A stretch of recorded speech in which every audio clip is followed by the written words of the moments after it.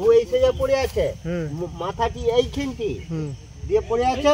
তারপরে এরকম ভাবে এইটাকে ধরে চাগাতে বলি তোরা এবার টান, আর হচ্ছে আমি করছি এরকম হচ্ছে টানতে, ও টানতে ও বেরিয়েছে।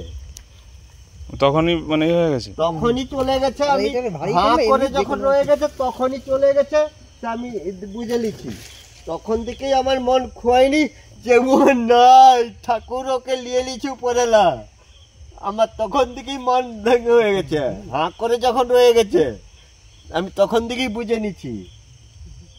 আপনি আপনার স্ত্রী? হ্যাঁ, না না, চাকাতে আমারই নিজের পরিবার। মানে কি ঘটনাটা কি হয়েছিল একবার বলুন। আমরা ও একটু আগে এসছে, এসে ওখানে খামার ছিলাম বিকেলে পালা ওখানে জোড়ো ছিল, পালাগুলানে আগুন ধরেছিলাম বিকেলে 4টার সময়। তো সেইটা গুমরে গুমরে পড়েছিল, একটু মাটি সমেত ছিল। তারপরে সেটা একটু হাওয়া দিতে আগুন উঠতে ও একটু জল নিয়ে এসে আগে এসে একটু ঝিটা মারছিল। তারপরে আমি এবারে এসে খোঁচা দিয়ে ঘেঁটে ওকে নিবানোর চেষ্টা করছি।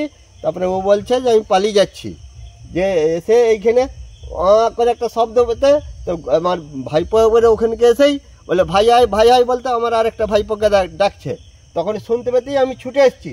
এবার তখন টান দিয়ে তখনই যা হাঁ করেছে, তখনই আর নেই। আমি তখনই বুঝে নিচ্ছি যে আর নাই। আপনার নাম কি? আমার নাম সত্যজিৎ মণ্ডল। স্ত্রীর নাম? স্ত্রীর নাম হচ্ছে চন্দনা মণ্ডল। বয়স কিরকম হবে স্ত্রী? 40 বছর আর হবে। আপনাদের গ্রামের নাম? বারানন্দী গ্রাম।